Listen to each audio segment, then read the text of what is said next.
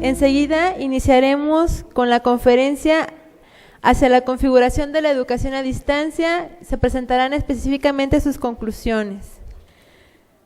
Estas conclusiones fueron generadas por el comité encargado de recomendar las medidas para regular el desarrollo de la educación a distancia en México. El comité es coordinado por la maestra Yolanda Legorreta Carranza. Enseguida mencionaré algunos datos de su currículum.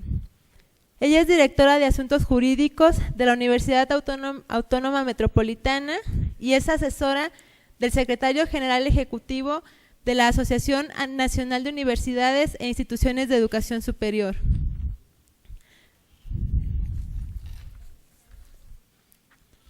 Es maestra en Derecho por la Universidad Iberoamericana, es miembro fundador de la Asociación Nacional de Abogados de Instituciones Públicas de Educación Superior, miembro fundador de la Asociación Mexicana de Abogados de Universidades Públicas, miembro honorario del Colegio de Abogados de Caracas, Venezuela, miembro de la Asociación Iberoamericana de Doctores y Doctorandos en Derecho Ambiental y miembro de la Comisión de Ingreso del Personal Académico de la Universidad Politécnica de San Luis Potosí. Enseguida me permitiré mencionar a las personas que integran el comité que mencioné anteriormente.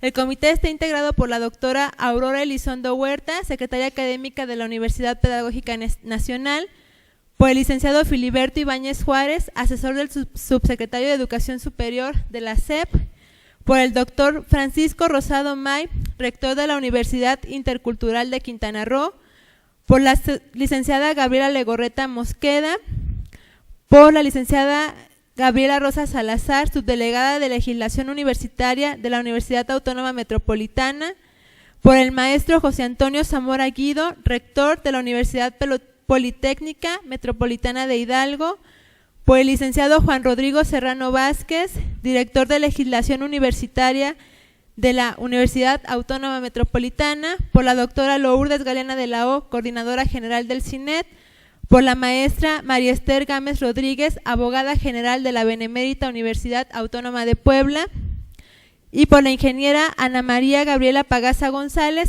directora general de Planeación y Proyectos Estratégicos de la Universidad Autónoma de Nuevo León. Le cedo la palabra a la maestra Legorreta. Buenas tardes a todos. Bueno, quisiera hacer mención de algunos antecedentes desde el surgimiento del CINET, que fue en 2007. A partir de entonces se vinieron instrumentando una serie de acciones que confluyeron en la constitución legal como asociación civil del CINET. Y posteriormente se llevaron a cabo una serie de diagnósticos y de estudios relacionados con la educación a distancia en México. Entre ellos, la principal ausencia que se detectó fue la relacionada con la ausencia de legislación. En México no existe legislación sobre educación a distancia, pero sin embargo hay una serie de ordenamientos en las instituciones de educación superior, sobre todo, en donde se aborda la educación a distancia.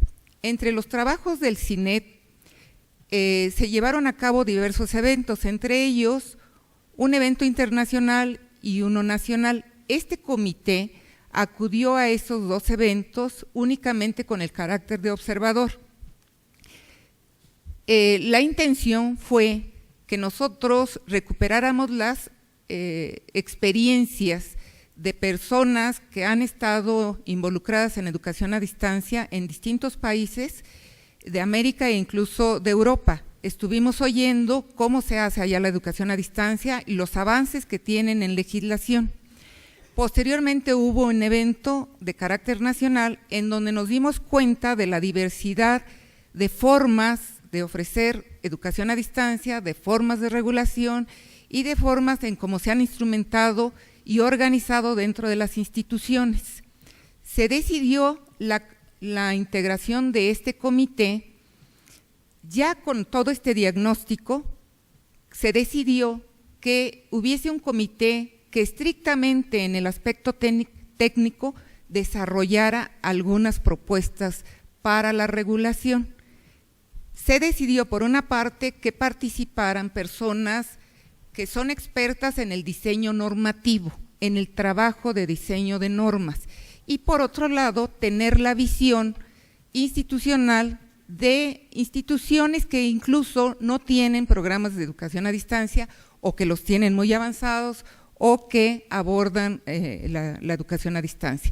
O sea, para tener una serie de visiones y de opiniones que refrescaran el trabajo del comité y que quienes tienen que propiamente tomar el lápiz y desarrollar los contenidos normativos lo hicieran con esta visión integral.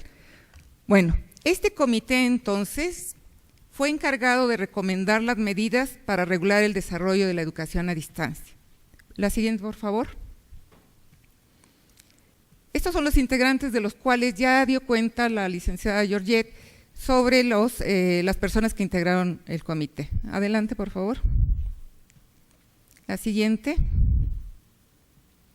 Bueno, ¿qué fue el diagnóstico? En el diagnóstico lo que se detectó fue que existe una carencia de legislación en materia de educación a distancia. No hay como tal legislación en el orden federal, no la hay en educación a distancia. Hay una proliferación y contradictoriamente hay ausencia de ordenamientos internos en las organizaciones o en las instituciones que ofrecen educación a distancia. Por tanto, hay una fragmentación de este tema, porque a veces está incluido en algunos reglamentos, en estatutos de personal académico o incluso en las leyes se hacen menciones a educación a distancia. El caso es que el tema está fragmentado y disperso en distintos ordenamientos. Hay además una diversidad de conceptos. Hay conceptos en los cuales se refieren a la educación a distancia, educación virtual, educación abierta, educación en línea, o sea, una serie de conceptos y no hay una homogeneidad sobre esto. Hay además una diversidad de oferta de programas educativos sobre educación a distancia y que muchos responden a la demanda que tienen las instituciones o incluso a intereses económicos para ofrecer una serie de programas que está reclamando el sector empresarial u otros sectores, pero se atiende mucho en forma reactiva a estas demandas. Siguiente, por favor. Entonces, las instituciones que ofrecen programas educativos a distancia han adoptado una regulación particular, cada quien lo ha hecho bajo sus propios intereses, bajo su propia visión, ¿sí? Lo que ha hecho que el ámbito que abarcan estos ordenamientos sea exclusivamente interno y para un número limitado de sujetos, o sea, los de sus propias comunidades universitarias o de los propios clientes que solicitan estos programas de educación a distancia. Por tanto, no se advierte que haya elementos, los que deben ser invariantes en la educación a distancia y que deben ser comunes, no se advierten así en estas regulaciones. Adelante.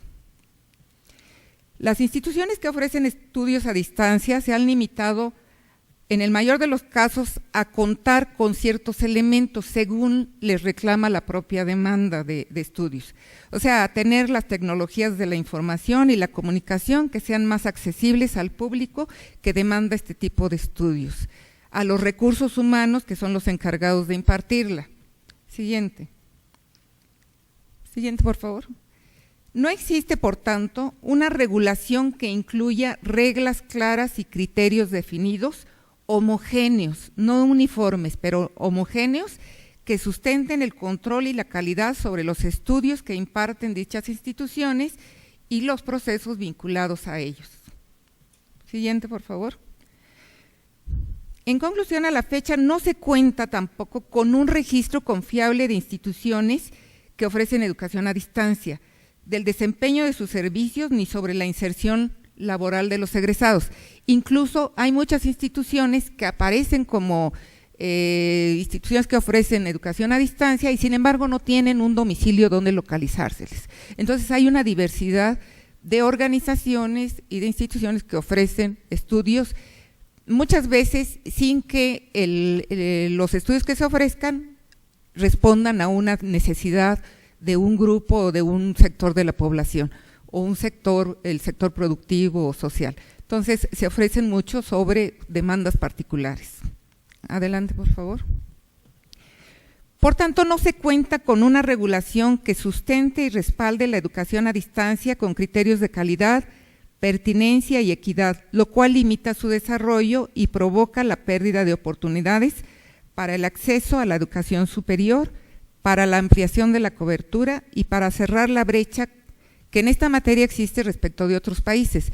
Vimos en el evento internacional que hay una distancia enorme entre lo que hace México con otros países. Hay muchos países que ya avanzaron incluso en leyes sobre esta materia y nosotros no tenemos nada. Adelante, por favor. Entonces, nos enfrentamos a una serie de retos. Por ejemplo, abatir las desigualdades territoriales en el acceso a este tipo de servicios educativos. México cuenta con grandes zonas desprotegidas, porque son zonas con poblaciones que tienen necesidades que hay que atender y que muchas veces no tienen acceso a la educación presencial y que por tanto hay que ofrecerles estas oportunidades de educación.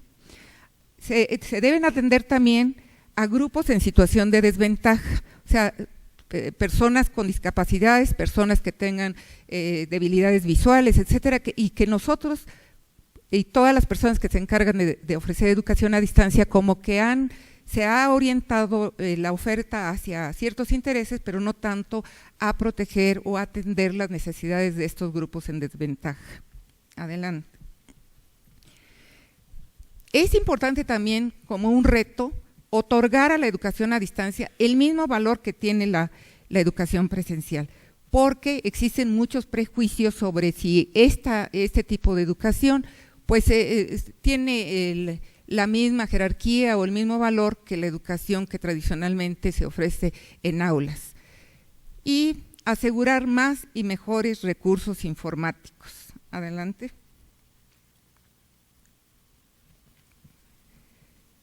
También tenemos ante un reto, ¿sí?, el de la formación de instructores y tutores. O sea, normalmente las personas que están impartiendo educación a distancia, en muchos casos, son personas de las mismas que se toman del personal académico o del personal que ofrece educación presencial. Y no hay una formación específica para este tipo de personal que está impartiendo los estudios a distancia. Requieren una calificación, una certificación y en general un conjunto de habilidades para atender esta educación. Entonces, este es un reto que se tiene enfrente y que hay que atender. Otra es la coordinación que se debe promover entre las autoridades educativas y las instituciones y, en general, regular la modalidad. O sea, no existe esta regulación como tal. Adelante, por favor. Bueno, ¿qué existe en México? En México existe la Ley General de Educación, y esta ley solo hace referencias muy breves a la educación a distancia. O sea, cuando habla de las modalidades escolar, no escolarizada y mixta, y cuando se refiere al establecimiento de sistemas de educación a distancia. De ahí no hay más. O sea, ahorita tenemos breves referencias también en el Plan Nacional de Desarrollo y el Programa Sectorial de Educación, que fue a través de en donde se estableció el surgimiento del CINED, pero en legislación no existe como tal la educación a distancia. Adelante, por favor.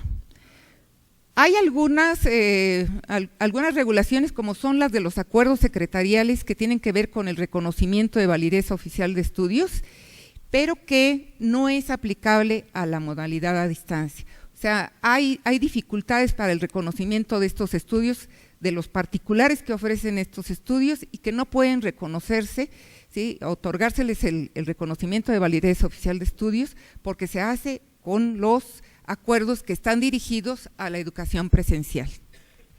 Adelante.